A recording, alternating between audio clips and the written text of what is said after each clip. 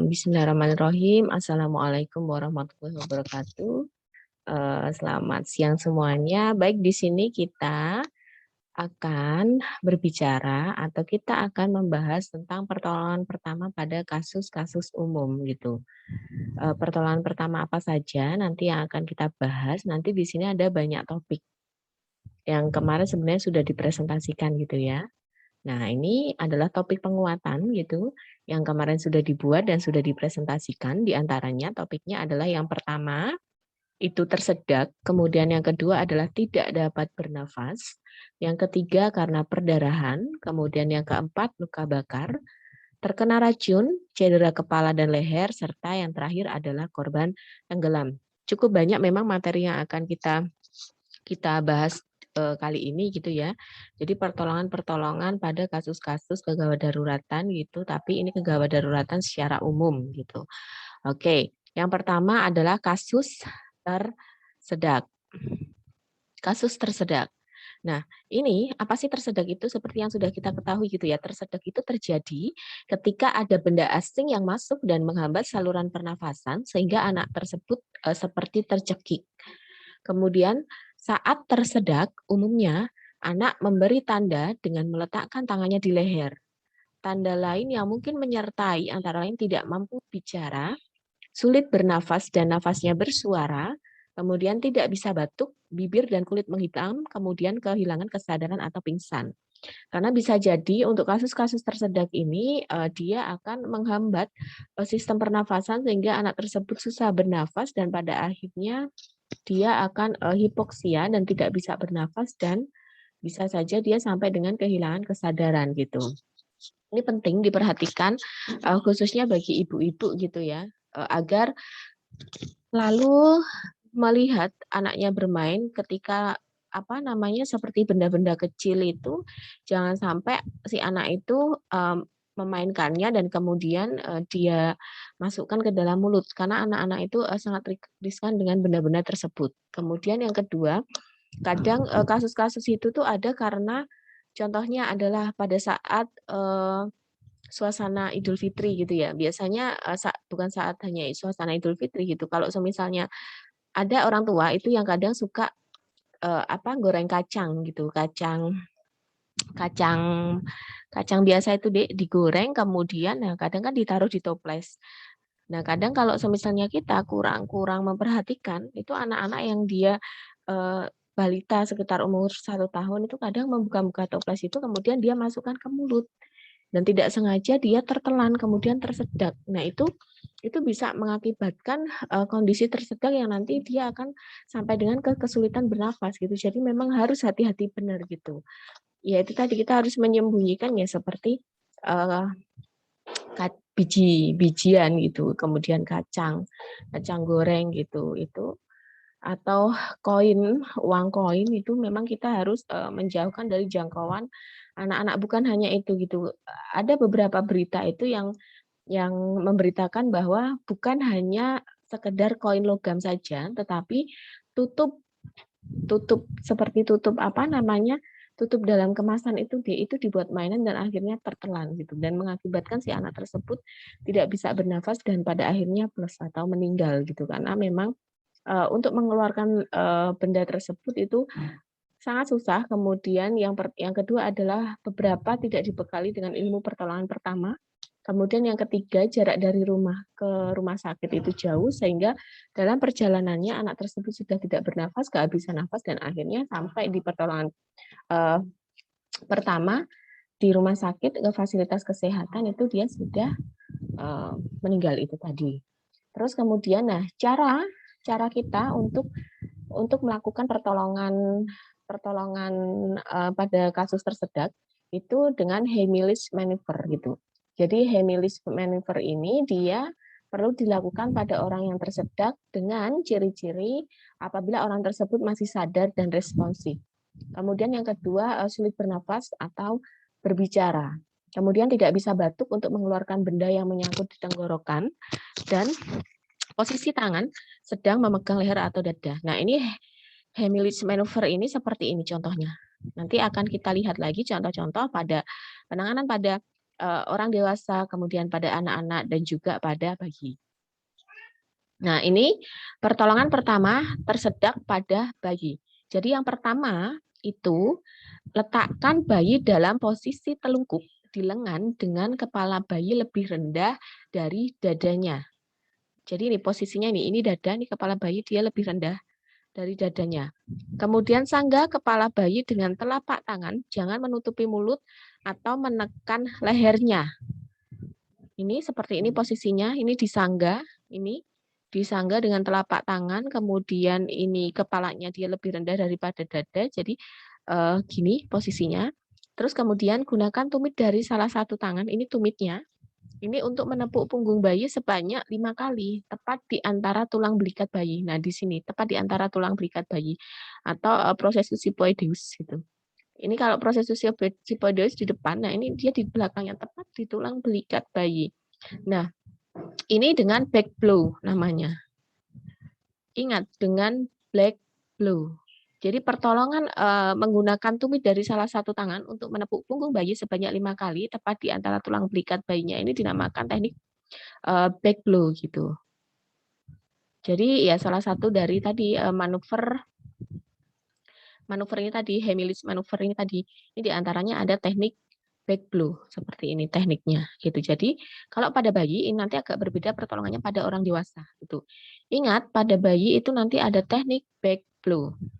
Heimlich manuver itu diantaranya adalah back blow ini. Jadi yang pertama saya ulang lagi, letakkan bayi dalam posisi telungkup di lengan dengan kepala bayi lebih rendah dari atau dadanya ini. Lebih rendah, jadi ditelungkupkan seperti ini. Kemudian tangan kita itu menyangga bagian dada dan kepala bayi. Kemudian usahakan dada kepala itu kepalanya itu lebih rendah daripada dada. Kemudian sangga kepala bayi dengan telapak tangan ini disangga. Jangan sampai menutupi mulut bayi atau menekan lehernya karena nanti tambah tidak bisa bernafas gitu. Karena pada kondisi tersedak ini dia sudah kesusahan untuk bernafas. Kemudian gunakan tumit dari salah satu tangan untuk menepuk punggung bayi sebanyak 5 kali tepat di antara tulang belikat bayi yang dinamakan dengan teknik back blow. Lanjut seperti ini ya gambarnya. Kemudian lanjut. Nah, jika benda yang membuat tersedak tersebut itu dia tidak keluar dengan cara teknik black blow itu tadi, maka kita berpindah posisi. Sangga kepala bayi dan ubah posisinya itu menjadi telentang di atas paha. Ini gambarnya seperti ini paha, ini posisinya seperti ini, ingat kepala lebih rendah daripada dada, kemudian daripada dada atau daripada tubuhnya. Kemudian berikan 5 kali tekanan dengan cepat pada tulang dada di bawah puting bayi menggunakan 2-3 jari. Di sini ini ditekan.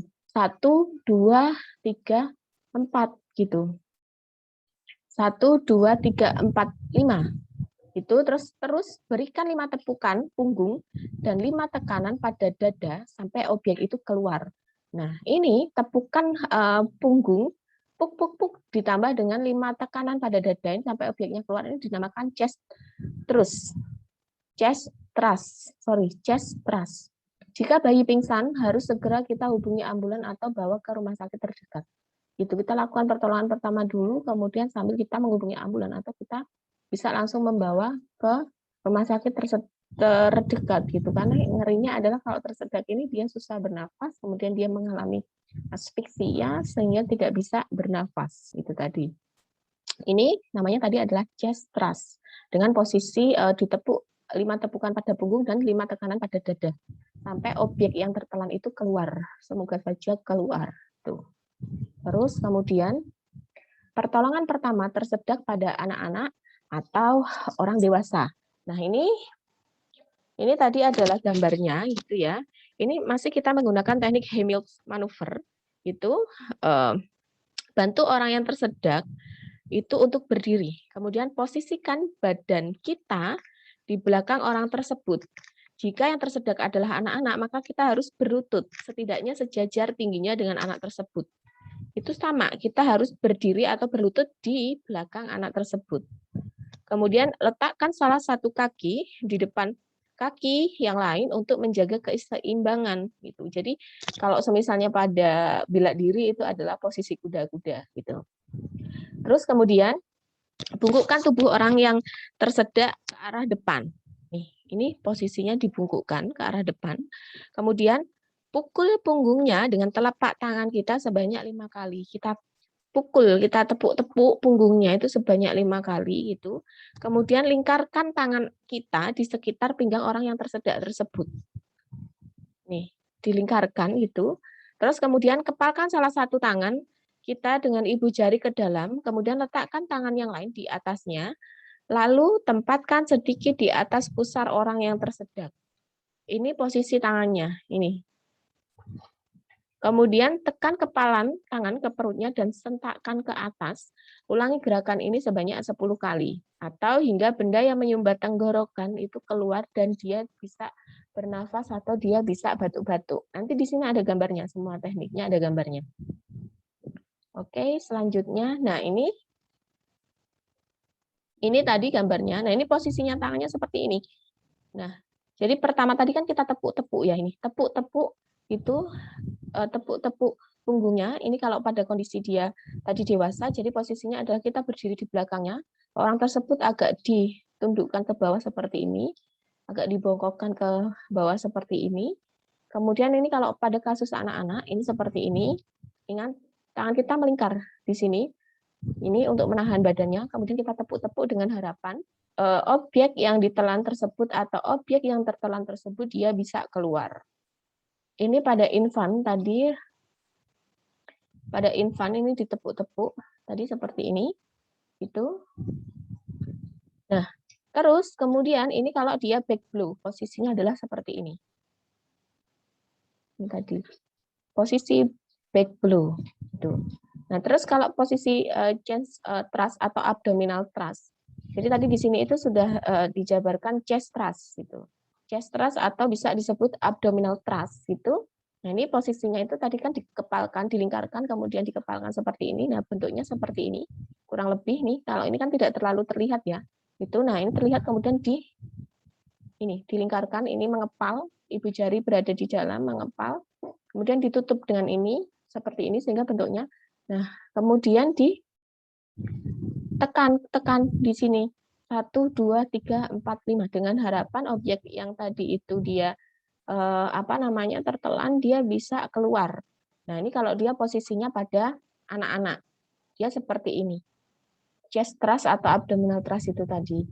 Terus kemudian di sini posisi infant tadi. Jadi kepala dia lebih rendah daripada badan, kemudian dilakukan penepukan di daerah tadi, ini, dada. Dengan harapan dia bisa batuk-batuk, kemudian dia bisa mengeluarkan objek yang tertelan, seperti itu. Oke, kita masuk sekarang ke tidak dapat bernafas karena asma. Nah, ini pertolongan pertama pada pasien dengan tidak bisa bernafas karena asma gitu. Karena asma itu kadang banyak pemicunya, alergi itu yang sering terjadi, kemudian stres itu juga bisa menyebabkan seseorang itu menjadi asma gitu. Kalau memang sebelumnya dia sudah memiliki riwayat asma. Terus kemudian apa yang pertama harus kita lakukan? Tenangkan, yang jelas adalah tenangkan penderita itu. Kemudian yang kedua, bantu penderita untuk duduk dan istirahat. Bantu penderita mengambil atau mencari obatnya yang biasa untuk melegakan pernafasannya gitu. Kemudian Pentolin kah atau obat uap gitu ya. Terus kemudian biarkan penderita menggunakan obat inhalernya sendiri gitu. Karena kalau kita yang menggunakan kadang posisinya tidak pas. Jadi biarkan dia menggunakan sendiri, tapi kita membantu untuk mengambilkan atau mencarikan obat tersebut. Kemudian sebisa mungkin hindari penderita dari sumber alergi. Contohnya apa? Debu.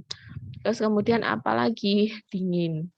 Terus apalagi bau-bauan yang bisa dia menimbulkan kondisi alergi. Terus kemudian jika merupakan serangan pertama atau terlihat berkepanjangan, kita harus memang segera membawa ke layanan medis untuk diperiksa lebih lanjut dan juga diberikan obat. Ataukah butuh perawatan secara intensif seperti itu. Kemudian jika tidak sadar harus segera dibawa ke layanan medis. Jangan memaksa penderita untuk tidur telentang karena penderita kadang dia lebih nyaman dalam keadaan duduk atau semi-volar gitu. Kemudian bila mempunyai tabung oksigen maka bisa diberikan oksigen kepada orang tersebut dan banyak bertanya dan jangan banyak bertanya pada penderita karena biasanya dia akan sulit berbicara. Satu lagi sebenarnya yang di sini kendorkan semua baju-baju yang dipakai oleh penderita gitu. Itu harus kita kendorkan agar dia lebih leluasa untuk bernafas. Lanjut, kita ke perdarahan. Jadi perdarahan, jenis-jenis perdarahan itu dia ada yang arteris, ada yang vena, kemudian ada yang kapilaris gitu. Ini contoh adalah perdarahan nadi atau perdarahan arteri yang ini biasanya dia akan lebih banyak keluarnya darah gitu karena memang dia langsung ke jantung untuk memompa darah aliran arteri ini, pembuluh arteri ini. Atau dia ada perdarahan vena atau dia perdarahan kapiler. Kalau perdarahan kapiler ini dia relatif slow atau even flow gitu. Nah, ini dia yang fans ini dia Stanley, kemudian slow floor, kemudian warnanya itu biasanya dia lebih merah tapi merah yang pekat gitu. Merah yang hitam gitu. Kalau yang arteris ini biasanya dia darah yang segar. Lanjut, kemudian ke dua tipe perdarahan gitu. Perdarahan yang berasal dari pembuluh darah vena tadi yang sudah sedikit saya terangkan di depan bahwa kalau dia itu dari pembuluh darah vena biasanya dia berwarnanya merahnya itu agak gelap. Kemudian dia mengalir secara spontan. Nah, kalau dia yang perdarahan yang berasal dari pembuluh darah arteri, dia itu warnanya lebih terang. Kemudian memancar dari tubuh yang terluka. Dapat menyebabkan kondisi kritis sebab darah ini terpompa keluar dengan kecepatan lebih rata-rata gitu. Karena memang pembuluh arteri ini bisa nyambung dari aliran dari jantung gitu. Jadi kalau semisalnya memang ada kejadian yang luka dari pembuluh arteri ini biasanya kondisinya harus dia lebih tinggi daripada jantungnya, daripada jantung gitu posisinya, diposisikan seperti itu. Kemudian akibatnya korban akan banyak kehilangan darah. Karena memang dia kecepatannya melebihi rata-rata karena arteri ini tersambung langsung ke jantung gitu. Lanjut, kemudian cara penekanan yang dapat diberikan adalah sebagai berikut. Untuk itu tadi, memampatkan darah yang keluar gitu. Nah, letakkan kain tebal yang bersih atau steril seperti sapu tangan atau potongan handuk atau lembaran kain langsung ke area luka. Nah, ingat kita harus menghindari memberikan kain-kain itu yang dia sifatnya dia bisa brudul gitu deh, karena itu nanti dia bisa tidak bagus gitu. Penyerapannya mungkin bagus, cuman brudulnya itu nanti dia akan susah dibersihkan. Contohnya adalah kapas gitu. Jadi yang paling benar adalah letakkan kain tebal itu tadi ya seperti potongan handuk atau lembaran kain atau sapu tangan gitu. Kemudian tekan perlahan dengan telapak tangan. Apabila tidak ada kain maka bisa kita menggunakan tangan kita atau jari untuk menekan bagian yang terluka itu agar darah yang keluar itu tidak mengucur terlalu banyak. Kemudian teruskan menekan dengan tekanan yang konstan. Konstan itu artinya ya tekanannya seperti itu gitu. Itu terus gitu, konstan. Jadi tidak terlalu tekan banget gitu, tapi tekanan yang dia bisa memberhentikan darah itu gitu. Ya tekanannya kalau misalnya oh tekanan segini dia sudah bisa memberhentikan darah, oh ya sudah berarti tekanannya adalah segitu aja, konstan gitu. Terus jangan melepaskan kain yang digunakan untuk menekan luka. Karena nanti pada saat kita melepaskannya, nanti bisa jadi yang itu tadinya mampet dia akan keluar lagi gitu. Nah, apabila darah itu telah memenuhi kain, maka jangan dilepas kainnya, tetapi langsung ditambahkan dengan kain yang baru. Kain yang pertama tadi tetap aja di situ, kita tambahkan dengan kain yang baru dan letakkan di atasnya. Kemudian lanjutkan lagi menahan dengan tangan kita. Nah, apabila perdarahan itu terhenti atau berkurang, maka gunakan perban untuk diikat pada kain penutup luka. Ini contohnya ini. Perban, kemudian tali perban jangan terlalu kencang untuk menghindari aliran darah arteri terhenti. Kemudian usahakan luka pada posisi di atas organ jantung. Ini tadi, karena kalau misalnya dia di bawah, maka darah, karena kan kalau aliran air itu kan dari atas ke bawah, jelas dia akan banyak banget yang mengucur sehingga dia harus diusahakan lukanya itu posisinya dia harus di atas dari organ jantung gitu. Kemudian perdarahan dalam itu berbeda dengan perdarahan luar. Jadi perdarahan dalam ini seringkali tidak kelihatan. Nah, bila seseorang itu terkena pukulan, terjatuh atau kecelakaan lain, sebaiknya kemungkinan ini perlu diantisipasi gitu. Kita lihat ada nggak perdarahan dalam gitu. Memang perdarahan dalam ini tidak terlihat, tapi memang dia ada tanda-tandanya gitu. Oh, ini adalah perdarahan dalam. Tanda-tandanya apa saja? Yang pertama, korban itu muntah itu berwarna gelap seperti kopi atau merah pekat. Kemudian bentuk darah berwarna merah segar dan atau dia berbusa. Terus kemudian tinja berwarna hitam bercampur darah merah. Kemudian muka terlihat pucat. Kemudian tubuh kedinginan atau kulit terasa lembab. Mata berkunang-kunang, perutnya membesar, gelisah, kehausan, ketakutan, serta si penderita yang ada perdarahan dalam ini dia merasa kebingungan.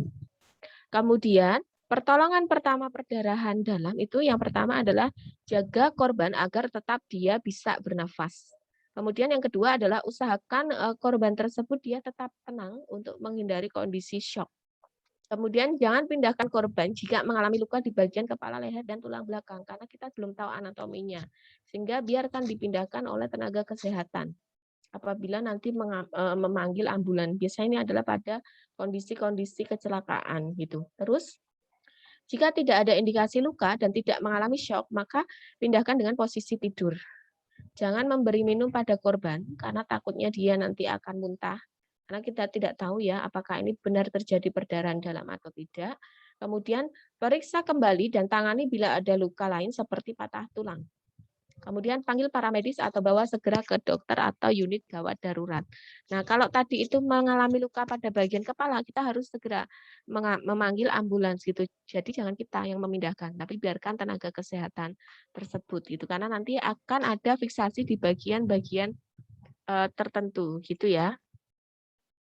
Oke, kita masuk ke perdarahan, contoh perdarahan mimisan gitu. Nah, hidung berdarah atau mimisan dapat disebabkan oleh beberapa hal. Misalnya pukulan yang mengenai hidung atau iritasi pada membran mukosa hidung. Kemudian karena berusaha mengeluarkan sesuatu secara berulang dari rongga hidung atau karena memang adanya infeksi. Cuman mimisan ini kadang dia juga bisa terjadi pada ibu-ibu hamil. Karena kondisi ibu-ibu hamil ini pembuluh darahnya itu dia akan melebar yang akan menyebabkan kondisi mimisan ini gitu. Jadi penanganannya adalah mintalah korban untuk duduk dengan badan condong ke depan gitu.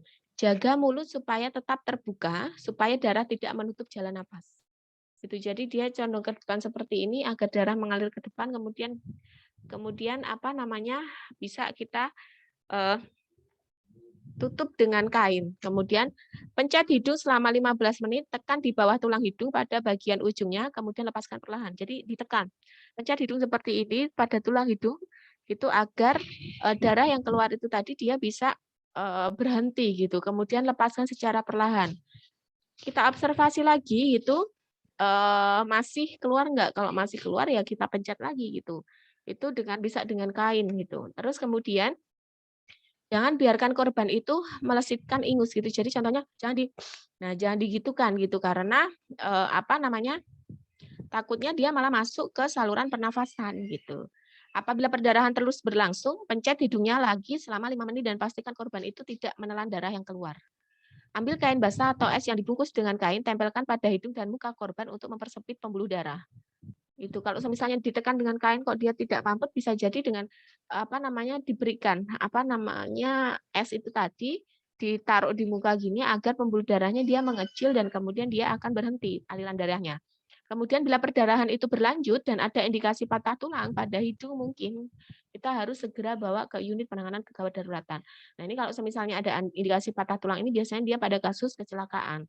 Kalau dia yang mimisan-mimisan karena tadi adanya pelebaran pembuluh darah gitu atau kadang ada anak-anak kecil itu yang dia kecapean terus kemudian dia mimisan. Nah itu tadi. Jadi jangan biarkan dia tengah ada seperti ini, tapi biarkan dia seperti ini terus kemudian ditutup saja hidungnya gitu. Kalau tidak berhenti-berhenti tadi ditaruh es gitu. Agar pembuluh darahnya dia menyempit dan tidak melebar. Atau kondisi mimisan pada ibu hamil gitu yang kadang memang ada yang ibu hamil mengalami kondisi mimisan karena karena pembuluh darahnya itu tadi yang melebar. Lanjut, kita masuk ke subtopik 4, yaitu luka bakar. Nah, ini tingkat derajat dari luka bakar, ini first degree burn, jadi tingkat derajat 1 gitu. Dia kerusakan itu dia hanya di outer layer dari skin, hanya ada di depan skin aja. Jadi dia hanya di lapisan epidermis ini. Jadi kan ada lapisan epidermis, lapisan dermis, kemudian hipodermis gitu. Jadi kalau dia yang first degree burn itu atau derajat 1 kebakaran itu dia kerusakannya, damage-nya itu dia hanya di outer yang bagian luar saja gitu, hanya epidermisnya saja gitu. Yaitu causing pain, redness dan swelling. Biasanya dia akan merasakan sedikit sakit, kemudian kemerahan sedikit dan swelling gitu. Nah, kalau dia yang second degree burn, ini gambarnya agak sedikit tidak terlihat, cuma nanti akan ada gambar yang memang bisa terlihat gitu. Jadi untuk second degree burn itu kerusakannya itu di kedua outer skin dan underlying tissue layer, yaitu epidermis dan dermis. Jadi ada dua kerusakan kalau dia yang second degree atau derajat 2 kebakaran gitu. Nah, causing pain, redness, swelling, dan ditambah dengan blistering gitu. Kemudian kalau dia yang third degree burn itu damage extend deeper into tissue sampai dengan epidermis, dermis sampai dengan ke hipodermisnya di sini gitu. Jadi kalau dia derajat 3 itu dia sampai ke apa namanya ke bagian hipodermisnya itu gitu ya. Nah, itu apa namanya the skin may feel numb gitu. Jadi nanti kita bisa melihat di sini gambarannya. Nah, ini tadi yang first degree itu dia hanya sampai E-nya saja atau epidermisnya saja. Kemudian kalau second degree partial thickness itu dia epidermis sama dermis gitu. Pen derajat 4 ini pennya derajat 2. Kalau dia yang first degree itu biasanya healing atau dia akan menghilang 3 sampai dengan 5 hari. Spontaneous no scarring, tidak ada bekas luka gitu ya, tidak ada skarnya. Nah, kalau dia yang second degree partial thickness itu tadi dia sampai ke epidermis dan dermis, dia kesakitan atau nyerinya itu sampai dengan derajat 4. Kemudian dia akan hilang atau dia akan sembuh itu 2 week. Ini dia ada scarring-nya, juga ada discoloration-nya. Ini contohnya seperti ini. Nah, kalau dia yang second degree deep burns itu yang dia yang terkena tadi E dan D-nya, painful plus severe. Nah, itu dia akan biasanya akan sembuh 2 sampai 6 week itu hampir 1 bulan gitu. Hypertonic scarring atau formation of contracture. Jadi ini nih bentuknya ada sampai dengan melepuhnya seperti ini. Jadi sudah tidak lagi seperti ini itu tapi sampai dengan seperti ini. Nah, kalau dia yang 3 derajat 3 itu dia ada di epidermis, ada di dermis sampai dengan subkutan tisu atau sampai dengan ke permukaan tadi itu hipodermis itu. Ini painless insensitive severe edema. Jadi dia tidak kadang malah tidak jadi severe edema itu beberapa memang ada yang dia itu edema atau bengkak gitu. Terus spontaneous healing. Jadi apa tidak secara spontan tapi memang dia harus diobati. Gitu. Jadi memang tidak bisa ini jadi memang harus butuh treatment. Gitu. Nah, kalau dia itu yang apa derajat 4 itu dia E, D, S sampai dengan musculus otot tendon dan sampai dengan tulang. Ini tidak ada odem, tapi ya ini tadi tulangnya bisa sampai kelihatan ini. Ini dia harus perbaikan jaringan juga ini. Jaringannya cukup banyak yang harus diperbaiki ini sehingga dia butuh waktunya entah. Gitu. Terus kemudian langsung. Nah, untuk yang luka bakar parah atau luka bakar tingkat 3 ini adalah luka bakar yang menghancurkan semua lapisan kulit. Epidermisnya itu dia hancur gitu. Kemudian kontak terlalu lama dengan sumber panas dan luka bakar akibat tersengat listrik adalah penyebab utama luka bakar tingkat 3 ini atau kalau tidak bisa karena api, percikan api gitu. Kemudian gejala luka bakar tingkat 3 ini dia berupa luka tampak berwarna putih, kulitnya itu dia hancur, kemudian sedikit nyeri karena ujung saraf itu dia telah rusak. Jadi sampai dengan nyeri karena ujung sarafnya itu dia bisa saja rusak. Kemudian, pertolongan pertama pada luka bakar derajat 3 ini, jika korban masih dalam keadaan terbakar, padamkan api menggunakan selimut, bed cover, karpet, jaket, atau bahan lain. Jangan melepaskan pakaian yang melekat pada luka. Kemudian, terkadang korban mengalami kesulitan nafas, khususnya bila luka terdapat pada leher, kemudian pada wajah, dan di sekitar mulut. Bisa juga akibat menghirup asap, lakukan pemeriksaan untuk memastikan korban itu dia bisa bernafas atau tidak. Itu jadi kita juga melihat itu abu-abunya itu ada nggak di apa namanya di daerah hidung bulu-bulu hidung ini kehitaman enggak gitu. Nah kalau semisalnya apa namanya ada kehitaman ya kita harus segera membawa ke rumah sakit takutnya nanti terjadi shock gitu. Tempelkan kain basah atau air dingin untuk menurunkan suhu pada daerah luka. Jangan gunakan air es untuk luka di bagian wajah, tangan, kaki sebab dapat menyebabkan shock. Kemudian tutup luka bakar dengan perban steril dan tebal, kain bersih, sarung, bantal, popok bersih atau bahan lain yang dapat ditemukan. Tapi jangan gunakan bahan yang mudah rontok seperti kapas atau kapuk. Kemudian jangan oleskan minyak atau ramuan lain pada luka. Nah, kemudian segera telepon ambulan, korban perlu mendapatkan penanganan medis dengan segera. Gitu. Nah, ini luka bakar sedang atau luka bakar tingkat 2 ini adalah luka bakar yang menyebabkan kerusakan pada lapisan di bawah kulit. Jadi tadi epidermis sampai dengan ke dermis. Contohnya adalah sengatan sinar matahari yang berlebihan atau cairan panas dan percikan api dari bensin atau bahan lainnya. Gejala luka bakar tingkat 2 ini dia berupa kulit kemerahan. Kemudian melepuh, kemudian ada bengkak yang tak hilang selama beberapa hari dan kulit terlihat lembab atau becek. Jadi biasanya dia akan bengkak, kemudian agak sedikit melembung di dalam gelembungnya itu biasanya terdapat banyak airnya. Itu yang menyebabkan daerah luka bakar tersebut dia mengalami lembab atau dia seperti becek karena memang ada airnya itu tadi yang dia melepuh, kemudian melepuh dan ada airnya. Kemudian pertolongan pertama luka bakar derajat 2 itu adalah siram air dingin atau air es pada daerah luka atau beri kompres dengan menggunakan handuk kecil. Jadi segera ambil air kemudian atau air es itu pakai handuk kecil, kemudian bisa juga menggunakan sapu tangan yang sebelumnya dicelupkan ke dalam air untuk mengkompres bagian yang terkena luka bakar itu tadi. Kemudian keringkan luka menggunakan handuk bersih atau bahan lain yang memang lembut. Tutup dengan perban steril untuk menghindari adanya infeksi. Angkat bagian tangan atau kaki yang terluka lebih tinggi dari organ jantung. Itu tadi. Terus segera cari pertolongan medis jika korban mengalami luka bakar di sekitar bibir atau kesulitan untuk bernafas. Nah, itu karena harus kita perbaiki dulu jalan nafasnya. Jangan coba mengempiskan luka yang melepuh atau mengoleskan dengan minyak semprotan atau ramuan lain tanpa sepengetahuan dokter karena nanti akan menimbulkan infeksi pada luka bakar tersebut. Nah, ini luka bakar ringan. Itu tujuan pertolongan pertama pada luka bakar itu adalah untuk mengurangi rasa sakit. Gitu, karena biasanya akan terasa panas sekali pada bagian yang luka yang terbakar gitu. Kemudian mencegah terjadinya infeksi serta mengatasi peristiwa syok yang mungkin dialami oleh korban. Kemudian caranya adalah dengan menurunkan suhu di sekitar luka bakar sehingga dapat mencegah luka pada jaringan di bawahnya berkembang lebih parah lagi. Kemudian luka bakar tingkat 1 ini adalah luka bakar ringan dengan tingkat kerusakan jaringan hanya di bagian luar lapisan kulit. Kemudian contohnya adalah luka terkena sengatan sinar matahari atau kontak langsung dengan objek yang panas seperti air mendidih. Kemudian luka bakar seperti ini umumnya tidak disertai kelepuhan pada kulit. Kemudian gejala luka bakar ringan ini berupa kulit kemerahan pada bagian yang terbakar, bengkak ringan, nyeri namun kulit tidak terkoyak karena melepuh gitu. Jadi untuk yang luka bakar ringan ini tidak sampai melepuh, jadi hanya kemerahan saja atau redness saja di bagian epidermisnya.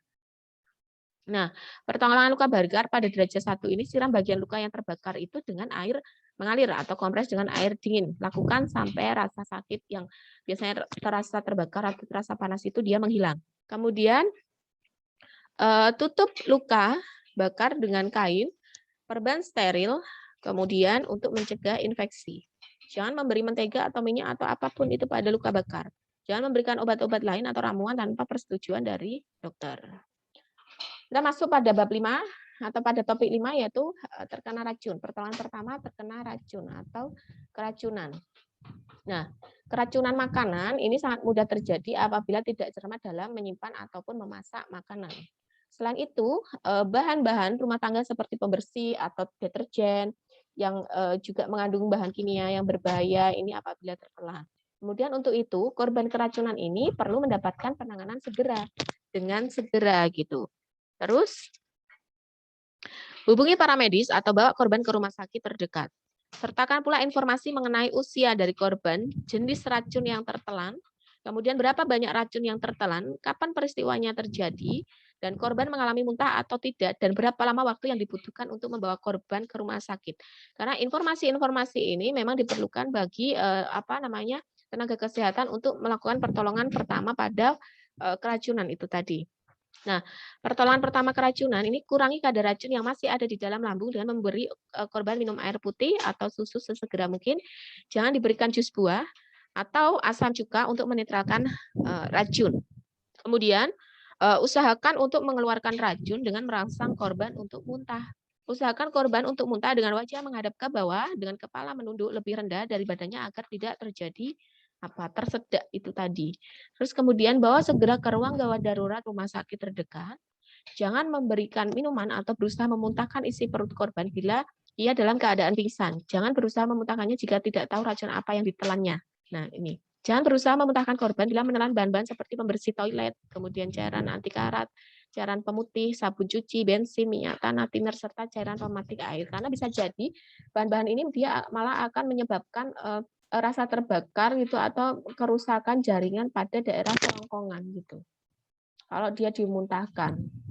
Nah, ini lanjutannya. Zat asam ini akan menyebabkan kerusakan lebih parah pada lambung atau esofagusnya jika dimuntahkan gitu. Sedangkan produk BBM yang dimuntahkan dapat masuk ke paru-paru dan menyebabkan kondisi pneumonia di paru-parunya atau kesulitan bernafas atau infeksi paru-paru. Yang keenam, ini ada cedera kepala dan leher.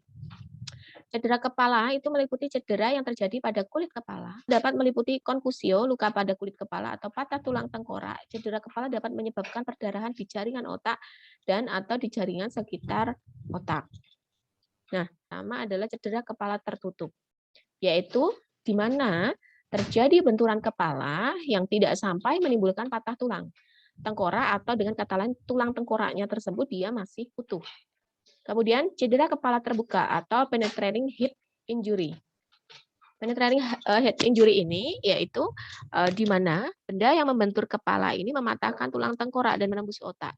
Cedera kepala jenis ini biasanya terjadi pada peristiwa kecelakaan, kemudian dengan kecepatan tinggi atau karena tembakan peluru.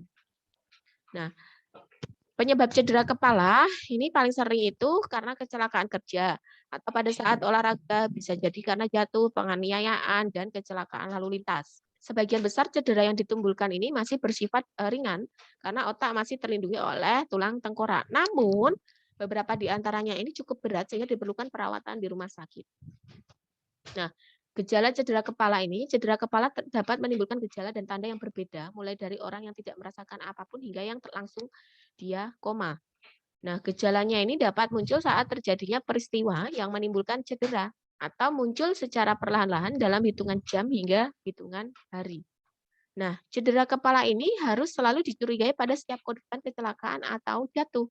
Karena hilangnya kesadaran, kemudian walau cuma sebentar sih atau dia sampai dengan bingung itu tidak tahu waktu, tempat, dan orang, terus kemudian kejang dan muntah yang berulang kali menjadi tanda perlunya penanganan medis yang cepat. Nah, pencegahan cedera kepala ini jatuh merupakan penyebab utama cedera kepala, terutama pada anak-anak dan lansia. Meminimalisir kejadian jatuh dapat dilakukan dengan cara memastikan lantai itu tidak licin, menggunakan alat bantu jalan, dan melakukan pengawasan pada saat anak atau lansia berada di kamar mandi atau berjalan di tangga.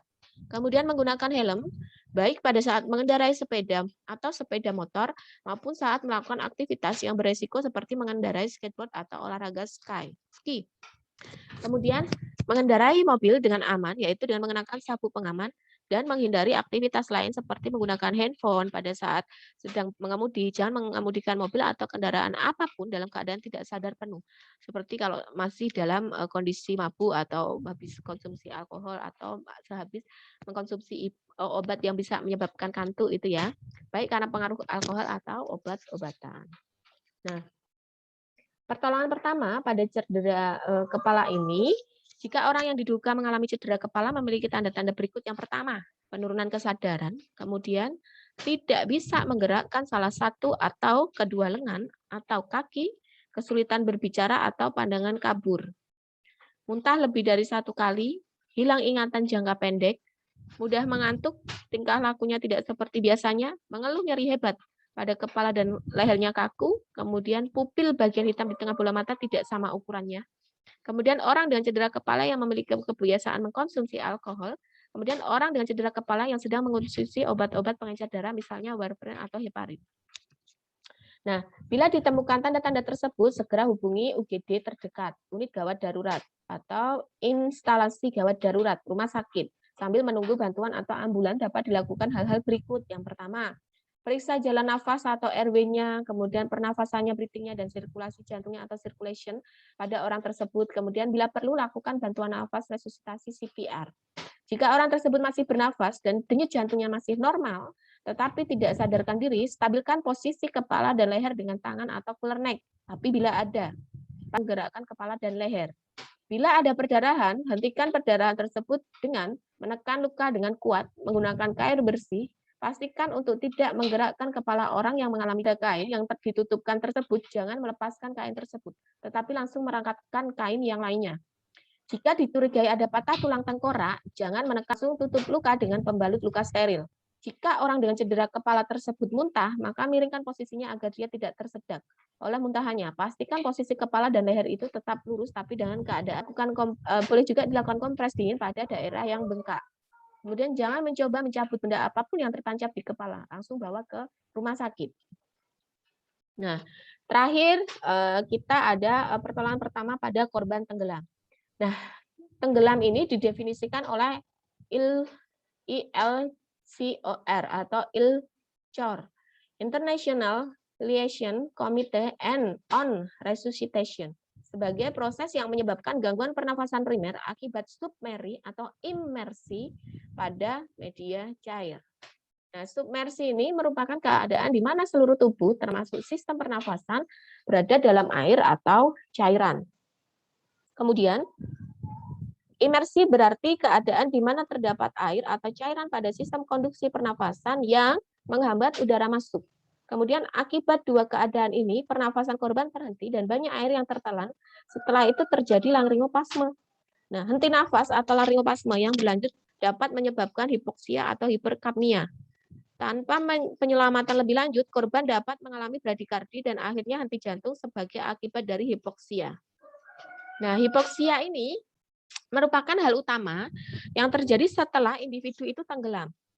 Nah, keadaan terlambatnya jalan nafas akibat tenggelam itu menyebabkan adanya gasping dan kemungkinan aspirasi dan diikuti dengan henti nafas apnu, volunter, dan laringoplasma.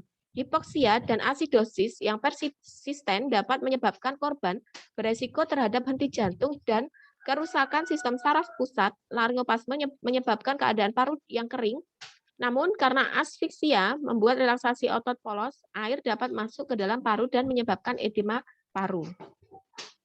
Nah, aspirasi air yang masuk ke paru ini dapat menyebabkan vagotonia, vasokonstriksi paru, dan hipertensi. Air segar dapat menembus membran alveolus dan mengganggu stabilitas alveolus dengan menghambat kerja surfaktan.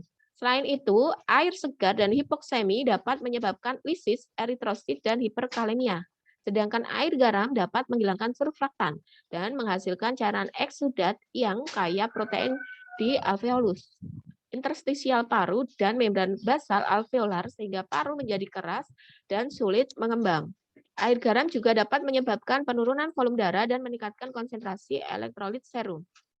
Nah, hipoksia ini merupakan salah satu akibat dari terjadinya tenggelam tadi dan merupakan faktor yang penting dalam menentukan kelangsungan hidup korban tenggelam.